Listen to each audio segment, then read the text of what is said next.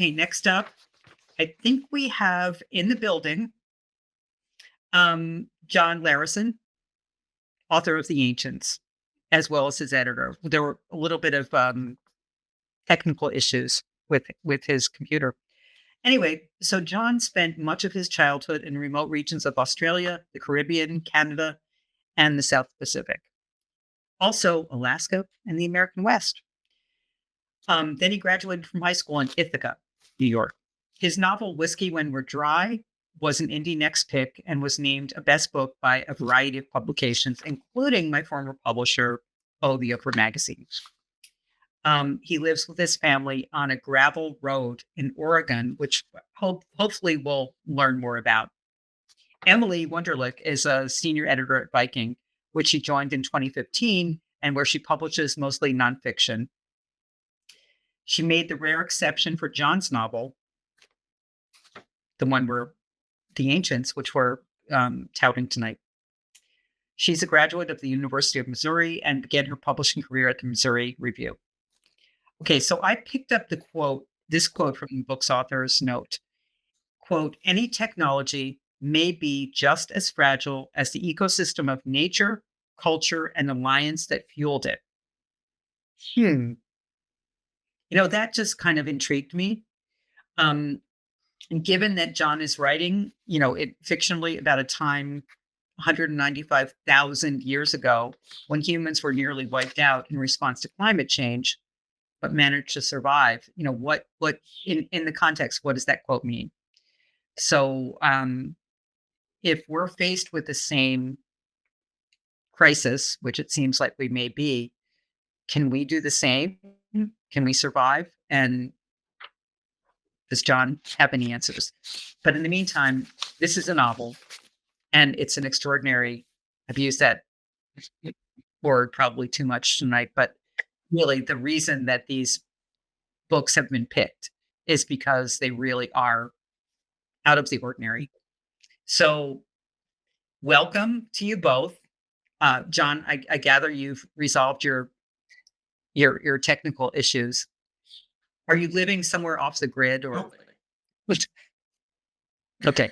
We'll see. There might be a little bit of an echo. You guys should know with John's internet, but this is going to be a great conversation. So I'll sign off and talk to you soon. Congratulations. Thank you. Thank you so much, Leigh. And I love that. I love that you used that quote and that kind of question, because that is the thought experiment that is this novel. It is so epic in scope. It is inventive. It is full of adventure and heart and optimism. And it really is about the world altering power of stories to shape our future. And I think, it's a book set in a post climate change apocalypse world, which is reflective of some of the history that Leigh mentioned. So John, I want to just ask you first, what inspired you to write the book? Yeah, and hopefully people can hear me. Can you hear me? Yeah. Okay, great. So I feel like, this book has been in me since I was a kid. I was lucky enough to be the child of National Geographic filmmakers. So about 4 months a year or so, we spent like on assignment somewhere in the world, usually living with subsistence communities. I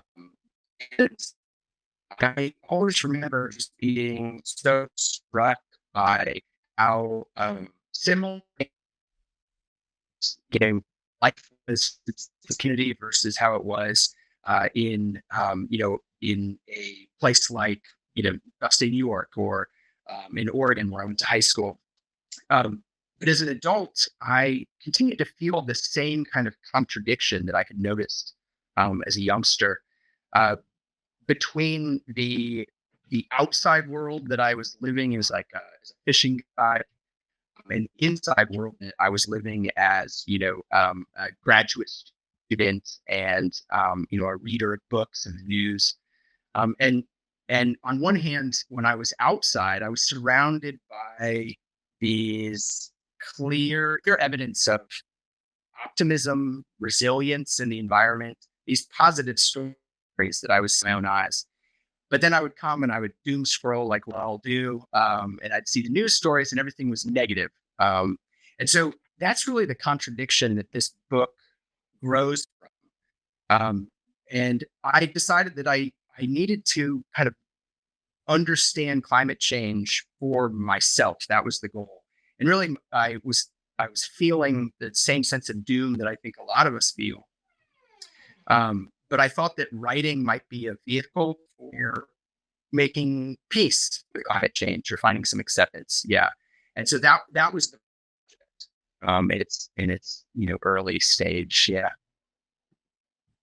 I love that. And I think I love that the way that you talk about that tension between these two ways of life, this sort of um yeah, subsistence way of life and then the sort of more extractive way of life. There are a handful of characters in this novel that we follow, and they all sort of come together in that tension, I'll say, without spoiling anything for readers. Um, we have a coastal society that sort of lives a subsistence lifestyle around fishing and gathering and hunting. And then we have this Bronze Age city where there's this capitalistic hierarchical society that's run by feudal lords. Um, Technology as we know it has regressed, which is to the point of that quote. And it's that clash that kind of kicks off a lot of our major action. In one way, like this does reflect a lot of human history in the deep past. So yeah, I mean, I guess my question is like, why then set the novel in the deep future? Yes. Uh, well, initially I was exploring the deep human past and our relationship with climate change throughout time. But at some point, I realized that to really write a novel, Lee asked if I have answers, and I really don't think I have the answers. But I do think that by setting a novel in the future, I was able to write or ask the right questions. Um, and specifically, I think a lot of us have a perspective that our that we're in a trajectory of technological progression, and that somewhere along this technological progression, we're going to save ourselves. We're going to come up with a technology that solves the climate crisis or something. And when I stepped back and tried to look at the whole human story in the context of deep time, which I think you to do to really understand climate change, I came to realize that there are multiple moments throughout history where technology has vanished.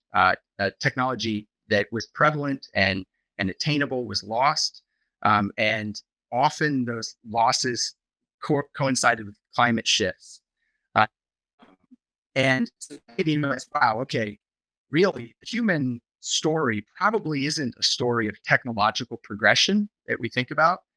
In fact, that idea may be kind of, um, uh, it may have some dirty roots. Maybe I'll save that for another conversation. But really, I think the human story is one of cycles of dealing with adversity, learning to deal with adversity, adapting, and using our extraordinary powers of resilience to better the futures for our children. And that's really the story that I wanted to center here. And the best way to do that was to set the story in the deep future, and to imagine using the best climate science we have. Imagine that future. Yeah, there's something at once kind of so terrifying and also really comforting about the sort of you extrapolating that science out. Um, but I want to key in on something that you said and thinking about your own kids, thinking about this is the novel that you're writing for our own descendants, thousands of years into the future. You have two daughters and a son, and three of the main characters of this book that we begin the book with are two sisters and their little brother who find themselves alone and without their parents and trying to find the rest of their people who have left a long time ago. So, and they're in this very intense survival story in this post-apocalyptic world. I want to know, what was it like for you to write these characters who are similar in age to your own kids into this kind of intense life or death situation and these stakes. Yeah. Well, there are big challenges with this setting. I'm a writer who usually uses voice to get inside the minds of his characters. And in this case, I couldn't use voice in the same ways, just because, they're talking so deeply in our future. So I needed some other tools to get inside the minds of the characters. One of them was having kids be alone. The great thing about being the child of National Geographic filmmakers is that you get to travel around the world. The bad part is that we were often just sort of left somewhere for a few days at a time, to fend for ourselves, where our parents were off on some amazing, dive expedition or whatever. So that was one level, just that sense of being like in a place where you are on your own and you need to figure out how to, stay well. And then also this tool of having three characters that sort of match the dynamics of my own kids really gave me a foothold in this future, to feel sympathy for these characters, eventually empathy for these characters. And once I had that foothold, I was able to sort of make these characters be very different from my own children. But that was an essential part of it. And one last thing, is while I was writing this book, there was a Post-it note on my computer that said, "The last book you may ever write, and the only book your kids may have with them." And that was sort of my mission every day, was to like show up and what book can I write that is going to sort of explain this story of why these bad things are happening, but also give them the hope and the truth about why they should be hopeful, so that they can keep mustering on as humans have for thousands of years, without all the advantages that we have today. Yeah. That's so beautiful, and also just, yeah, what an intense way to compel yourself to finish your novel. I think some of my authors just have like little affirmations behind their computer screen, but I think, I mean, it suffuses the novel with such big questions and big heart.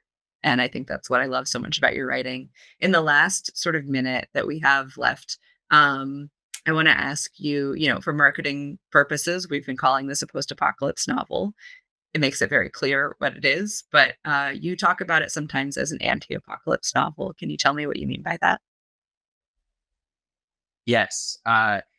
So to me, I've read, like a lot of us, the post-apocalyptic fiction, and I feel like it often doesn't tell the complete story about how humans deal with change. And I feel like there's actually, when we allow ourselves to sort of think about the end or the collapse or the doomsday, it's actually an intellectual shortcut in a way that allows us not to think about all the people in the future that are going to be living with the consequences of our actions. And so this is really, I think of it as an anti-apocalypse novel in conversation with the tradition of post-apocalyptic fiction, and me back on that tradition in a way. I think of this so often, because, it used to be that this would be fantasy, like kind of and now this is real.